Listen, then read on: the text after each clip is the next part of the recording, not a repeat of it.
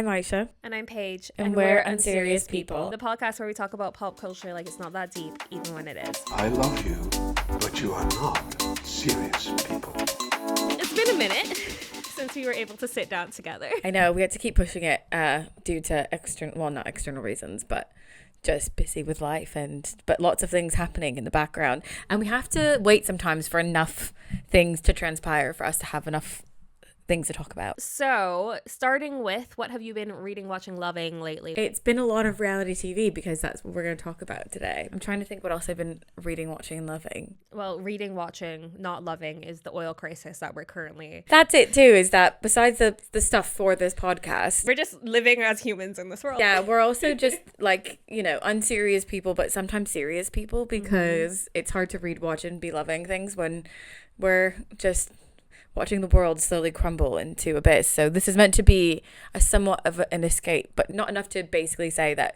we're not keeping up with the times, because we definitely are. So besides that, the only other thing I've been consuming is the FX series for John Kennedy Jr. and Carolyn Bessette called Love Story.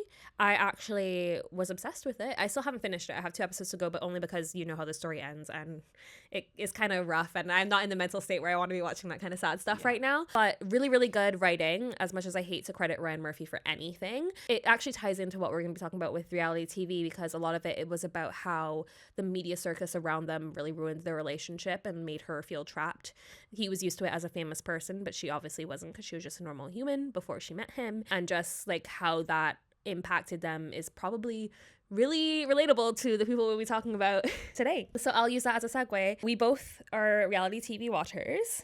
Unashamedly so, I would say myself. I don't find it a guilty pleasure. I think there's a lot to be taken from reality TV. I find especially like the ones which are about relationships, it can be a good jumping off point for you and your partner if you're watching it together to talk about certain situations and how you would react to it. It's very anthropological. But we've both been watching MAFS, and I've stopped watching Secret Lives of Mormon Wives. I haven't gone past like episode 2 just because this most recent season has been a really hard watch compared to the previous 2 seasons, I would say. For people who don't know, it's about Mormon wives who post TikToks. At least it started that way. There was a swinging scandal. And at the beginning of the series, we see that Taylor Frankie Paul was arrested for domestic abuse. And then it has a time jump for a year. And then suddenly she's pregnant with his kid.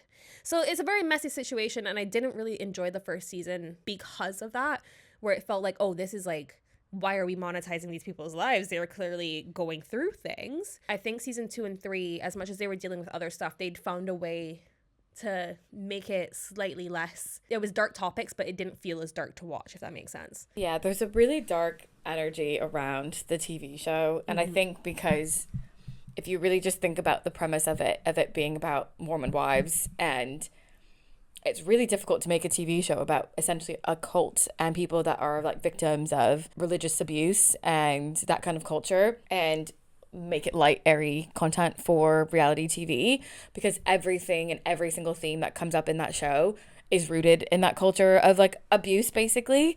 And you look at every single one of them, and all of their husbands are like significantly older than them, or have groomed them, or they have children with like multiple people, and they're forced to like, they don't use protection, and they're bringing children into like this same pattern and cycle. And like, you watch all these things happen, so it's just really, really difficult, I think, to ever have a light, airy moment when the entire premise and foundation of the show is kind of just like, oh, that's actually that's more like a true crime documentary than it is a reality TV show. Part of it, I think, maybe why season 3 specifically felt a little bit more like, I was really enraptured by that season, but I think part of it was because the women were unlearning some of the things that they'd been taught, and it seemed like they were like healing, they were going to therapy, they were growing, and like you were rooting for them to get better, be better. Going into this season, I was hoping for more of that, because they'd gotten rid of someone on the cast who was just really not bringing the vibes. Very toxic. But immediately within the first episode, I could sense the vibe shift. That sort of brought the question to us of like,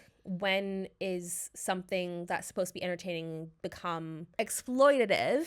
And why are we seeing that so often right now with reality TV that's been running for a very long time? I feel like I'm of 2 minds about this, and I think it might be because the type of media we consume now outside of reality TV is a lot more polished, and people don't get away with as much on TV or online I think, as much as they used to. So that's why reality TV now, I think, is such a stark contrast. But I look back at the reality TV that we were watching. Like, I look at Jersey Shore. You see Sammy Sweetheart get basically abused, physically abused on TV for multiple seasons, and everyone was just like, she's so annoying. And they still, like, to this day are running Jersey Shore Family Vacation. So he still has a platform. She got convinced to come back onto the show with him. And you just watch these things happen, and you think about, like, Love Island, like the earlier seasons, and like how messy and exploitative that was, and like how that literally resulted in like a lot of people harming themselves. And so I don't actually know if, in my opinion, reality TV is more exploitative now, but it feels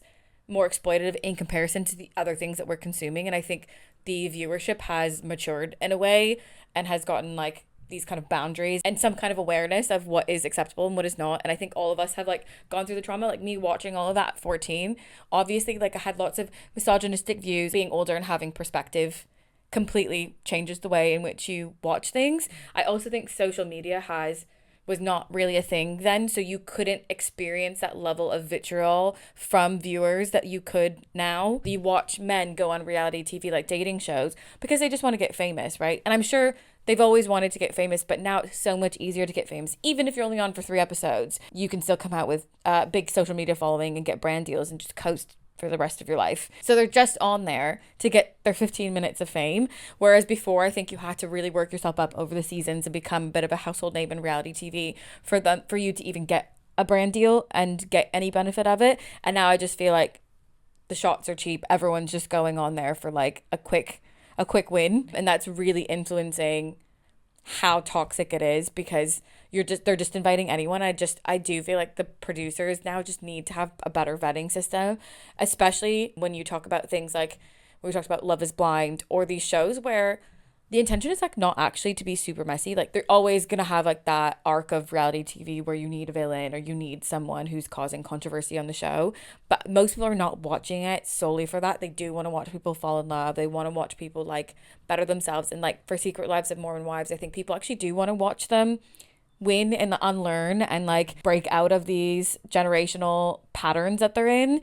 And it almost feels like the producers are purposely planting things now to keep them in this culture of Mormonism, because if they get too far away from that, then like they're not really the Secret Lives of Mormon Wives anymore. They're people that have just bettered themselves, and like that's not sellable. But I do actually think that there's something to be said there about people who actually want to watch reality TV to see people win.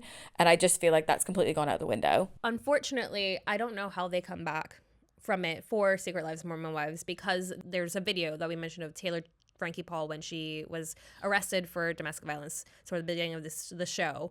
That video just surfaced just before she was supposed to be airing as The Bachelorette. There's a lot of speculation about who released the video, and I've seen like people wondering if someone at ABC actually wanted to release it, because with the Secret Lives of Mormon Wives airing pre The Bachelorette, they maybe probably knew what the season was going to show Taylor as and how unwell she was the entire season. Apparently she like has a complete crash out in the final episode, sleeps with Dakota, doesn't want to get on the plane to go to The Bachelorette. So how are you then, after watching that episode, then going to watch her season of The Bachelorette? Like, people would watch it because they'd want to see what happened if she actually did find love.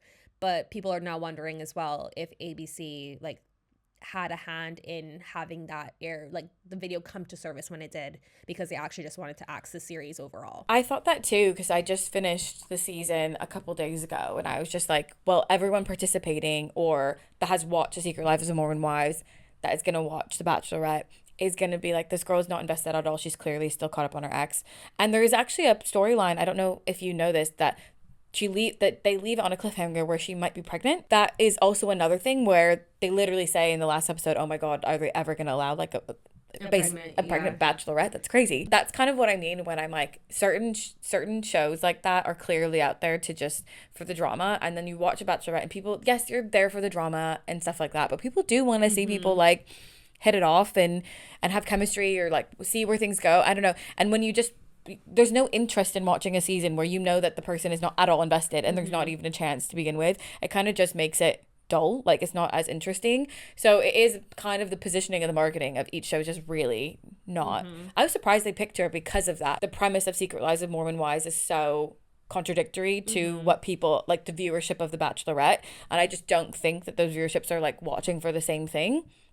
So how can you have one like lead basically into the other. Some things just like, it just feels like nothing is sacred anymore. And at some point there is a line that's always crossed. And I was watching it and I was like, this isn't reality TV anymore. This is just watching people experience like really serious harm on a public platform. That's the point I was making about it being like, what's the entertainment and what's exploitative, especially with social media. I feel like, at least back in the day when we were watching shows, like, yeah, they would be like in the tabloids, they would be like in print media after seasons.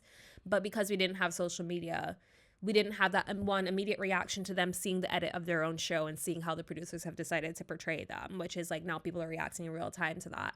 And the audience is reacting in real time towards people about how they're being portrayed on the show. And they might not necessarily know what is like edited very cleverly and what actually happened behind the scenes.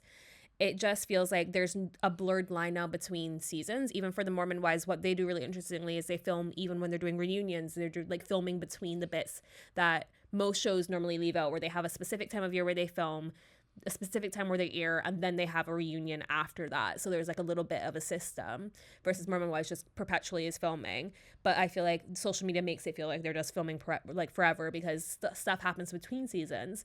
And then suddenly that becomes what the season's about. I also think that people in reality TV are doing themselves a disservice by constantly, like, they almost blur the line themselves, because they go online and they try to set the record straight, and they do these podcasts and they do these interviews and they post these passive aggressive TikToks. And I know it's all for promotion, but it doesn't actually feel like promotion. It feels like, oh, I'm trying to clear my name, or I'm trying to set the record straight. But the whole point of subjecting yourself as to reality TV is you're also subjecting yourself to the edit and to the character that they want you to play. And instead of just being like, well, that's the character I am on TV, they go in and try to be like, that's the character I am on, that they're making me out to be, but this is the real me. And the whole thing gets blurred, because then it becomes a bit of like a, who's telling the truth, what and the truth is somewhere in the middle probably, and everyone's just trying to figure it out. Like, something I've been thinking about more was with Scandival when that first happened. I don't know if you watched Vanderpump Rules, if you were ever. Neither heard I. And then Scandival happened and I heard about it, and guess who watched 12 seasons of a TV show that she had never seen before in one summer, so I could catch up in time for the season about Scandival. It was like this couple, they'd been together for like 10 years or something.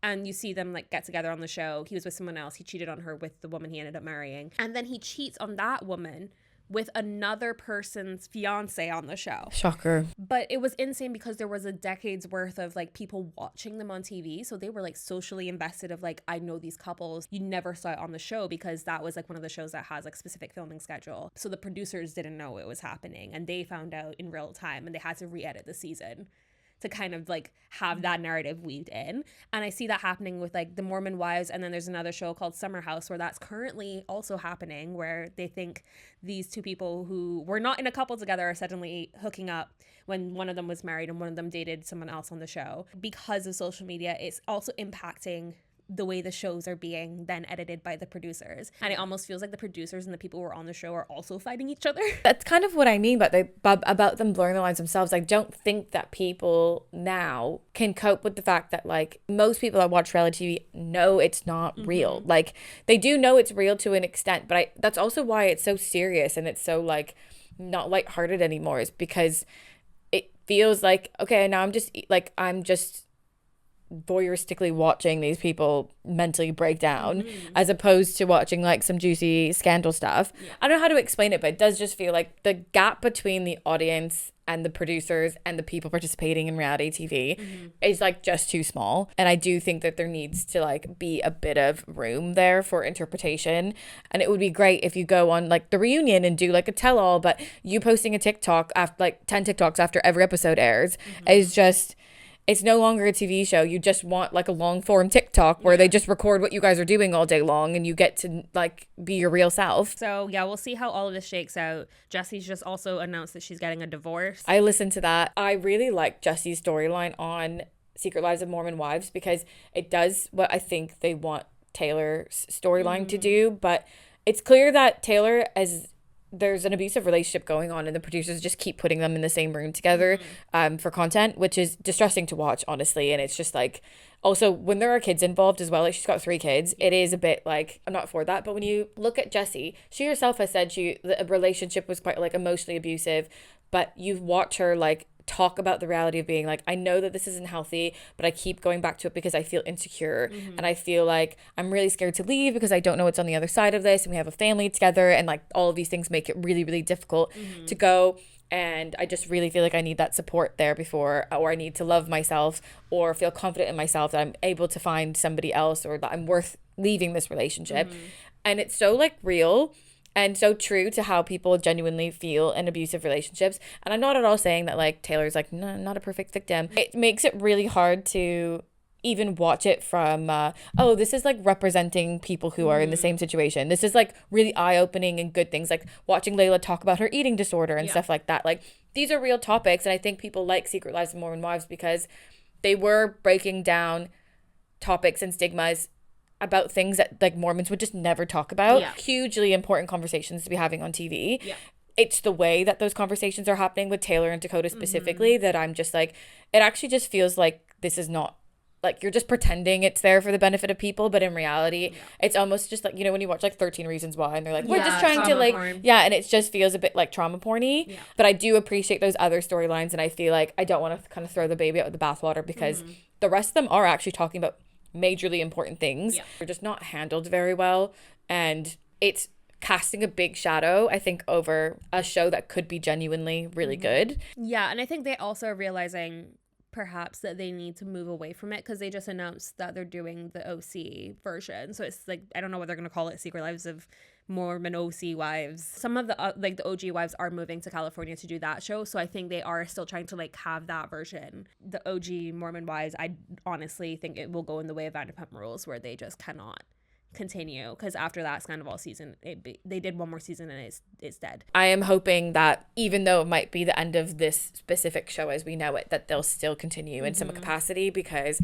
I also feel like there's a lot of good storylines there that deserve to actually be seen through. To wrap things up, I just wanted to like loop into another thing that I saw while I was doom scrolling online between Taylor and Oil Crisis. It was Harry Potter, the reboot that none of us are going to watch. My question about that was why did it have to happen? I haven't seen the trailer because fuck J.K. Rowling, and I'm over it, to be honest. I just never realized until we moved to the UK how entrenched it still is in the culture here. Dude, these people got like full fucking Harry Potter sleeve tattoo. Like I just like the King's Cross thing still exists, and it's still like booming. Like still people there every day. Like all the shops that they have that sell merch are always busy. It's just like in North America, it felt like we all were like collectively like, okay, we're not supporting J.K. Rowling anymore. Let's let this die. Let's like just quietly put these books away. They were a moment of our childhood. She's literally become a career bigot. Like there comes a point where, you know, and I say this as someone that grew up on Harry Potter. I have like super, super, super fond memories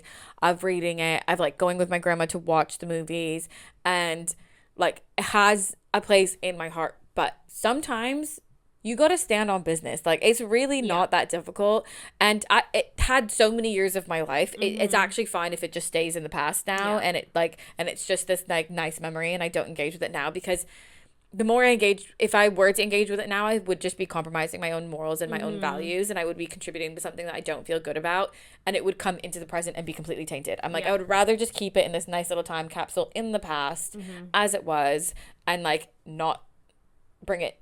Some things just need to stay there. The cognitive dissonance is like really shocking to me. My final thing about the Harry Potter thing was someone made a really good point that because Snape is now black, for whatever reason they've decided Snape is a black man with dreadlocks. Let me tell you, he is bullied for his looks in the books, and also they hang him on a tree in like his memory of the brothers. Like they like hang him upside down from the tree, so they're lynching him because he's a black man, and people are like, y'all didn't think this through for 5 seasons from now when that scene's gonna happen. Clearly the same lack of care that happened with the OG, because it came from J.K. Rowling, is happening with she's racist, horrible, transphobic. There's so much wrong with Harry Potter and J.K. Rowling that we could do a whole episode on that.